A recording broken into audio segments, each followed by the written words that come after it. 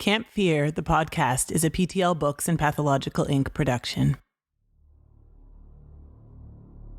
Hello, campers. Welcome to Camp Fear, where you bring your fears and leave in tears. Now, come closer.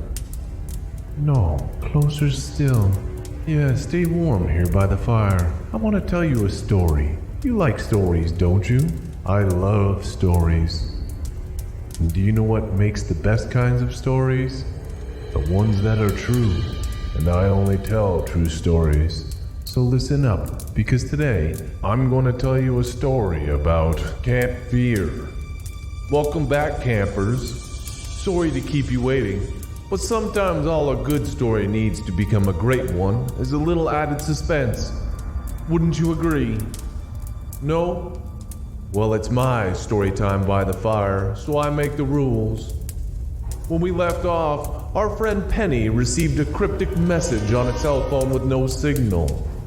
And it's a good thing she did, because without it, she would have been struck by lightning. But now that Penny has cheated Death, he wants her. He wants what should have been his, and what Death wants, Death gets. Squeeze in tight, campers, and hold on to your hats, because here comes the epic conclusion to No Signal.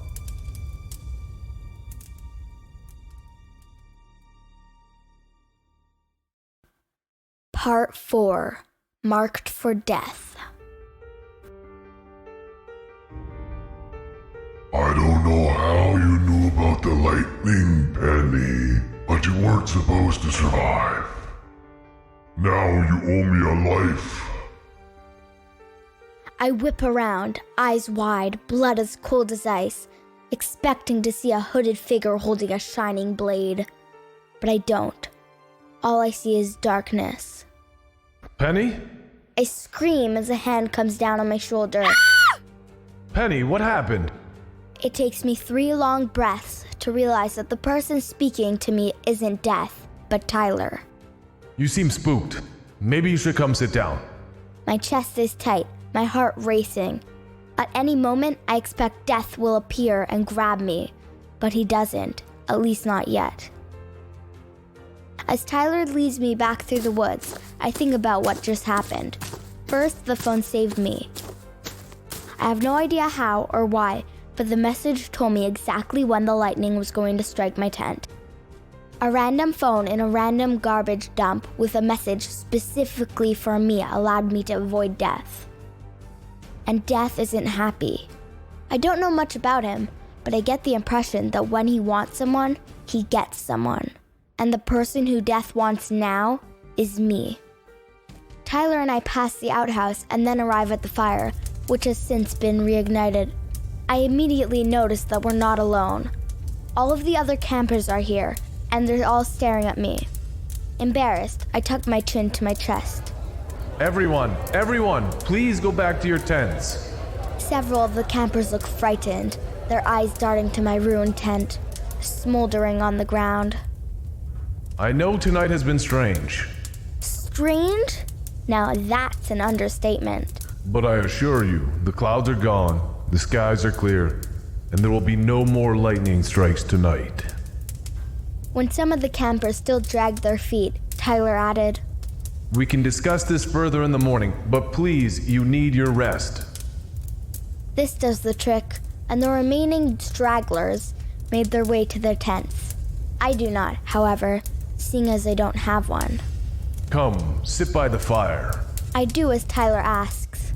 I'm shivering after all. He places a thick blanket over my shoulders before sitting across from me. For a few seconds, I just watch the dancing flames. Every once in a while, they part and I clearly see Tyler's face. He's not smiling, but he's not frowning either. He seems almost completely still. Lifeless, maybe. And then he speaks, and the spell is broken. What happened, Penny? I swallow hard. I heard something. When I was in the woods, someone or something spoke to me. I don't know how you knew about the lightning, Penny, but you weren't supposed to survive. Now you owe me a life. Tyler's eyebrows lower, and I realize that he's younger than I first thought. The woods are dark, and sometimes... I cut him off by shaking my head. No, I heard something. What did you hear? I heard death, and he wants me to pay up. I don't know why I say this. It doesn't even sound like me, but the word just came out of my mouth, and they're childish and silly. Waiting for Tyler to laugh at me, I go back to staring at the fire. When he doesn't break into giggles, doesn't say anything at all, I glance up. A strong wind suddenly blows the fire, and I see the man's face. Tyler is as serious as I've ever seen him. It's clear that he doesn't think my words are foolish. The lightning. You knew it was going to strike your tent, didn't you? I can't lie to Tyler, so I nod. I just want to go home. I'm whining, but the truth is, I never wanted to be here in the first place. Camp Fear. I always thought the name was silly, but now, sitting by the fire and trembling all over, I realize that it's anything but that. It truly is a frightening place, and I'm fighting the urge not to cry. You can't leave. My eyes bulge. What? Why not? I'm sure if you call my... Tyler shakes his head and rises to his feet. Because, Penny, you can't cheat death. If death marked your soul, then you can never run. No matter where you go, how far or how fast you travel, he'll find you. Part 5. On the Run. Then what can I do? I try not to sound desperate, but it's impossible not to. I'm terrified. Tyler, if I can't run, what do I do? The man pauses, and I listen to the crackling fire. Can I do anything? Tyler nods. It's a slow nod, an uncertain one. There is something that you can do. I don't like the way he stresses the word you. How can I take on death alone? If I had my phone with the internet, I could maybe do something. But without it, what could I possibly do? What? Tell me, please. Tell me what to do. Penny, I want to tell you a story. You like stories, don't... No more stories. Just tell me what to do. Online, there is no shortage of people who will tell you exactly how to think, feel, and what to do. In fact, I'm convinced that's what the internet is all about. Penny, stories are important. They're not just entertainment, but they teach us things, like lessons and morals. They can also help us learn from others' failures, as well as their successes. I'm not really sure what Tyler is going on about, but I'm too frightened to do anything but listen. Stories are powerful, and from them, we can learn things about life. And sometimes, we can also learn about death. I shudder at the mention of the word death. Fine. Tell me a story that can help me defeat death. Tyler takes a deep breath and leans forward. His eyes reflect the flames, making them look like they're actually glowing. One story? No, Penny, not one story, but many. You need to pay close attention because all of these stories are important and they will help you. I will. I'll listen. Tyler nods and then proceeds to tell me 9 stories. Each one is a little different, but they all have something in common. A young girl about my age is confronted with a big problem, a problem that seems much too large for her to deal with alone.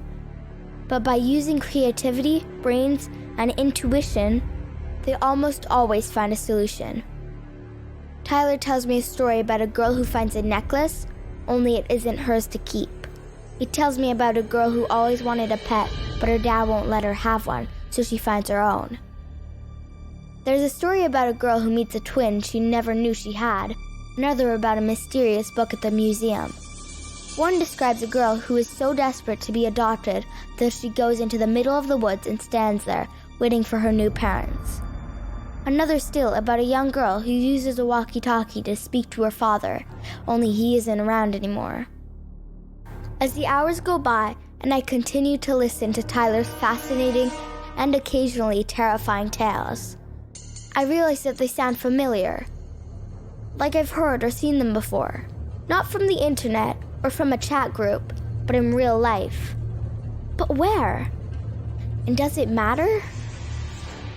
Eventually, Tyler's voice starts getting hoarse, and he says, I think that's enough stories for today. I'm tired. What? That's it? A bunch of stories about pets and necklaces and... They're more than that. They're powerful and... If I had the internet, I might be able to look something up. Or I could ask... You don't need the internet, Penny. All you need are these stories. And this. Tyler brings his finger up and points at his temple. I don't understand. Tell me what to do. Tyler, tell me... I can't tell you how to defeat death, Penny, but you know how. What? I don't... The fire suddenly burns hot, and I have to shield my face from the heat. I lose sight of Tyler, and when I pull my arm away, I realize that not only has the fire gone out, but Tyler is nowhere to be seen. I leap to my feet and glance all around. Tyler? Tyler? He's not here. Desperate, I pull the mysterious phone from my pocket. It turns on, but there are no new messages. Not that I would even consider reading them based on what happened last time. But what's worse is that there's still no signal. I tried to call my mom anyway, but it doesn't ring. Same with the police, and with every other number I try to call. I turn my face to the stars and growl in frustration. And then I hear it. It's a voice, but it isn't Tyler returning to tell me another story. It's Death coming to collect. You can't run, Penny. You can't. But that's exactly what I do. I run. I run as far and as fast as I can, even though I know that not even the fastest person in the whole world can outrun their fate. Part 6. All you need is stories. My body is soaked with sweat and my lungs are screaming for air. But still, I keep running. I don't even know where I'm going. Logic would suggest that I run into one of the other tents with the sleeping girls. Power in numbers and all that. But when you're scared, when you're truly terrified, logic goes out the window. I just run. But while fear can give you energy, it's not an unlimited supply. There comes a point where I simply can't run anymore. My body won't allow it. It doesn't help, I suppose, that this is the most exercise I've gotten in a long time. At home, I spend my days in front of my computer, phone, or tablet. I stop at the top of the small hill and place my hands on my knees, trying to catch my breath. After a few seconds of only being able to hear my breathing and my heart pumping away in my ears, I listen. I don't hear Death. I look around and I don't see him either. What I do notice is that it doesn't appear as if I just ran randomly away from the campsite. Even though I didn't know it at the time, I must have somewhere, deep down, came here on purpose. It was the garbage dump, the place where I discovered the cell phone and was unable to resist picking it up. The place where this all started. A second after this realization comes another. I remember why the stories that Tyler told me sounded so familiar.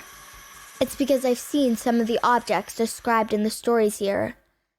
Moving slowly, I walk down the side of the hill, and with every step, more items come into view.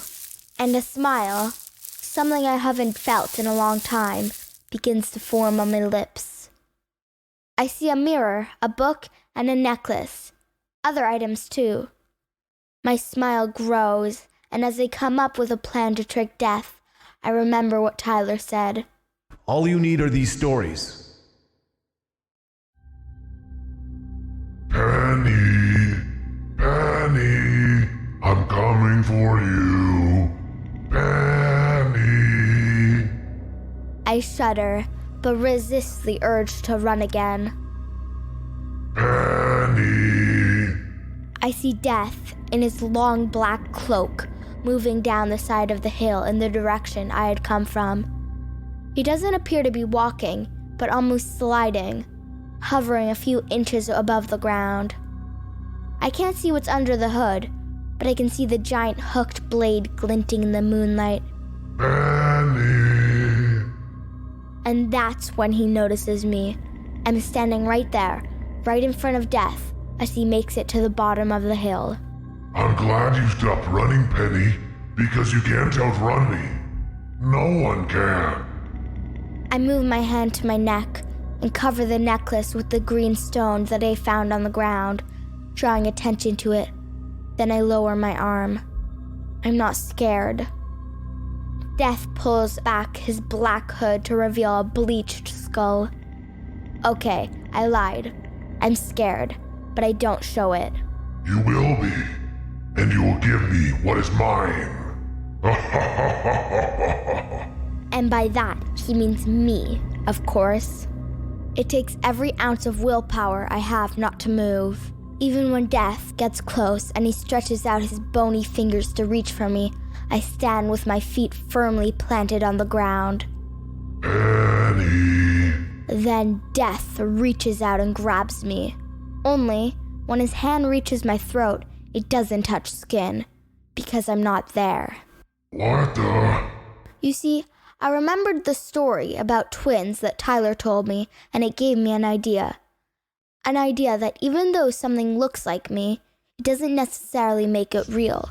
So instead of grabbing me, Death only touches a mirror. And the necklace that I hung from it, and made it look like it really was around my neck. Death squeezes the necklace in a hand that's made only of bones, and I see the green stone swirl. This is quickly followed by a strange voice. Not mine, nor Death's this time. Finders keepers. Necklace still in hand, Death whips around to look at the real me.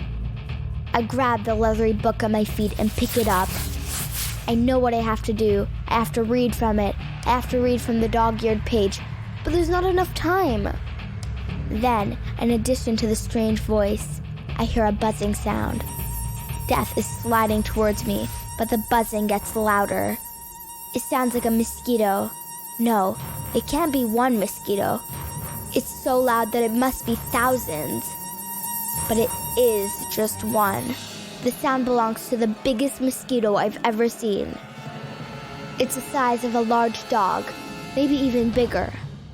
It swoops down and lands on Death's shoulder. He tries to bat it away, but it's too strong, its wings too powerful. The ground at Death's feet suddenly starts to crumble, and I see a hand poke out of the dirt. Finders keepers. The hand grabs Death's ankle as he continues to try and fight off the giant mosquito. It's a crazy sight, but I can't watch anymore. I have to read. I flip the book open and read the strange words, yelling them loudly to make sure my voice can be heard over the rest of the noise.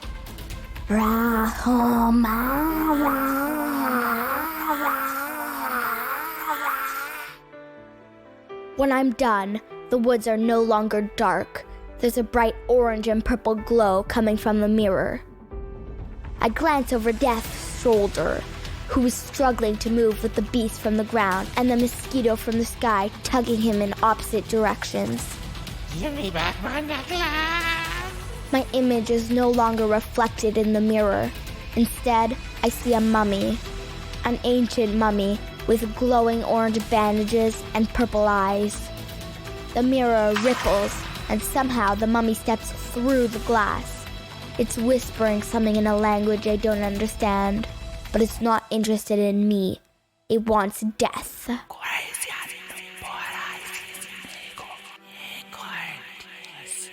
Something touches my shoulder and I drop the book. It's a girl covered in mud. Here. She says, and then starts rubbing mud all over my arms and face. It takes me a few seconds to remember another one of Tyler's stories. The one about the girl who wanted to be adopted, but who avoided being seen by covering herself in dirt and grime. Now get down, hide in the mud with us. I dropped to the ground and, hidden from death's glare, watched the scene unfold before me. Penny? Penny? The mummy grabs Death from behind and starts yanking him backwards.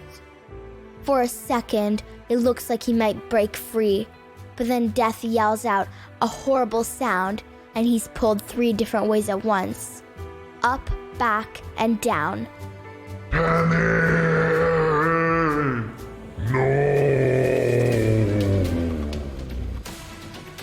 There's a sound like breaking glass as Death's bones are torn apart. He falls, splashing a huge amount of mud in the air. There's so much of it that I'm blinded. When it finally clears, the mummy is gone, as is the mosquito and the beast from the earth. The mirror is back to normal too. Even the girl who saved me, the one who coated me in mud so that I couldn't be seen or smelled, had vanished.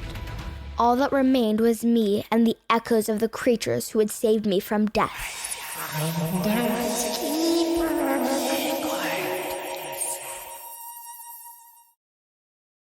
The camp is quiet when I return. The sun is just starting to rise, and I guess that the other campers must be off somewhere. Maybe getting ready for breakfast, or maybe on another scavenger hunt. The fire has been lit again, but the flames are low. I walk up to it and warm my hands. That's when Tyler appears behind me. I told you stories were powerful. I just stare at him, and then I pull the cell phone out of my pocket. I expect Tyler to be mad, but he isn't. He doesn't seem surprised either. Where did the phone come from? And the text? It was from you, wasn't it, Tyler? You sent the text. He smiles, but says nothing. I toss the phone into the fire. Who are you? I ask as we both watch it burn and then melt. And why is this place called Camp Fear? Those are stories for another day, Penny. Another time, another place. Mom! I rush to my mother and give her a huge hug. She's taken aback by this and nearly falls over. Nice to see you too, Penny. How was your week? I had the most amazing time. Simply the best. We say goodbye to Tyler, tell him that we'll see him again next year, and then I hug each of my new friends. I'm sad to leave, but I'm also excited to tell my mom all about the week of outdoor activities, scavenger hunts, cookouts, and games. We both hurry back to get into the car, but before I can tell her anything, she hands me something from the front seat. A promise is a promise, sweetie. At first, I don't know what it is. Then I see that it's a phone still in the box. Mom, I don't think I want the phone. I try to hand it back, but she makes a face and doesn't accept it. Seriously, I'm okay without it. Well, okay. When my mom grabs the phone, the box starts to vibrate. That's strange. It's not activated. My mom removes the lid from the box and looks at the phone. That's so weird. My throat is so dry that I can barely speak. What? Mom, what is it? The phone already has a message, and it's for you. I shiver. But that can't be. It doesn't even have a number yet. My mom turns and shows me the phone. Not only does it not have a number, but there's no signal either. And yet, there's indeed a message for me. With trembling lips, I read it out loud. Penny, don't be on Highway 6 at 4:49 p.m.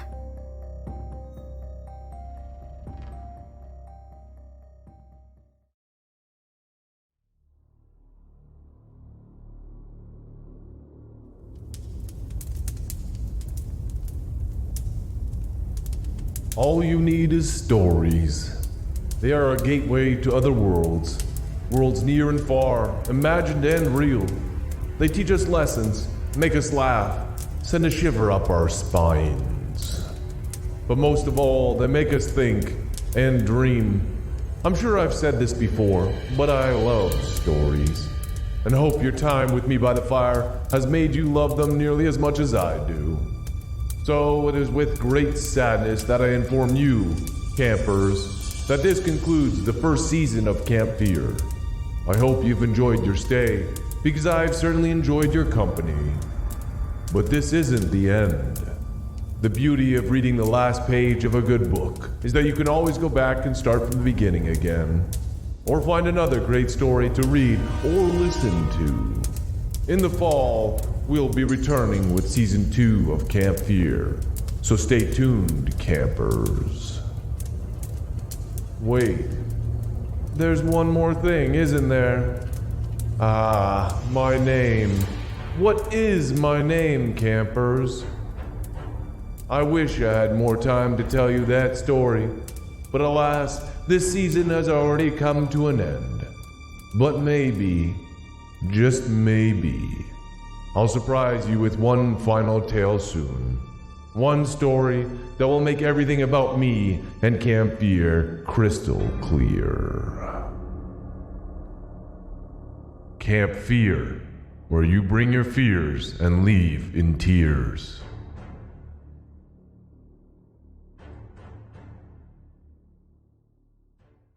Camp Fear, the podcast, is a PTL Books and Pathological Inc. production. Story and audio editing by Patrick Logan. Vocals by Abby Logan. If you've enjoyed this podcast, please subscribe to wherever you're listening to make sure you don't miss an episode. Campers, you can also email host@campfearpodcast.com and share your worst fear. You never know, one day you might be featured in your very own Camp Fear story. You can also visit our website, www.campfearpodcast.com, to get your own Camp Fear merchandise and to grab the Camp Fear books. Copyright Patrick Logan, 2021. All rights reserved.